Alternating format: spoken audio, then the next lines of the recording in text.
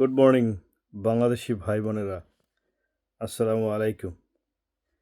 এ সকালবেলা উঠি, আহ, চায়ে চুমুক দিলাম।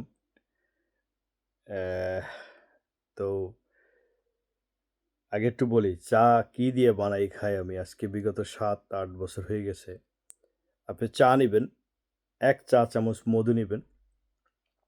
আমি একটা টি ব্যাগ দিয়ে 2টা চা বানাই, এরকম বড় কাপের 2 কাপ। এটাকে মগ বলেন আপনারা মনে হয় বাংলাদেশে। সো বাংলাদেশের মগ আর আমাদের কাপ একই সাইজের। তো আহ, একটা টি ব্যাগ দিয়ে 2 কাপ চা বানাবেন। বেশি কড়া না, বেশি কড়া চা সকালবেলা বা যে কোনো সময় খাওয়া ঠিক না। তো এর মধ্যে আমি একটা এই পাঁচফোড়ন জাতীয় জিনিস বানাই রাখছি, সেটা হলো আপনার সোপ, মৌরি যেটাকে বলা হয় আপনারা চিনেন, আর কালেজিরা আর মেথি। এই 3টা জিনিস আমি মিক্স করে তারপরে এটার ভিতরে দেই 1 চিমটি এরকম। আর 1 চামচ মধু দেবেন। খাঁটি মধু সংগ্রহ করবেন গ্রামগঞ্জ থেকে বা যেখানে খাঁটি মধু পাওয়া যায় সেখান থেকে।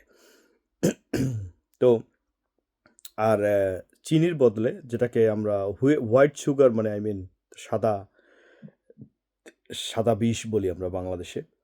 তো এটা খাবেন না কখনোই। এটা সারা জীবনের জন্য কোনো দিনই খাওয়া উচিত না।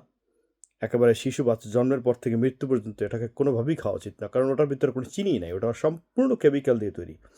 তো চিনি খাবেন না। তো সেক্ষেত্রে আপনারা সুইটনার্স ব্যবহার করতে পারেন। আবার এখানে বাংলাদেশের সুইটনার গুলায়ও কেমিক্যাল ব্যবহার, ওগুলা সম্পূর্ণ কেমিক্যাল।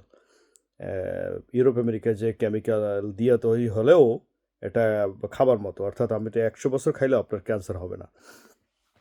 সো এনিওয়ে, তারপরও এই সাদা সাদা বিষের থেকে ভালো।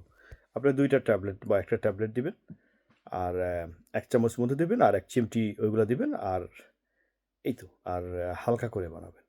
আর এর সাথে যদি আপনি খুব সকাল হয় তাহলে আপনি আপনার যেটা ভালো লাগে মুড়ি বা বিস্কুট বা হোয়াটএভার সামান্য খাবার খাবেন। ভারী খাবার 1 ঘন্টা পরে খাবেন। তো এটা এটা নিয়ে আসলে আমি কথা বলতে চাই নাই।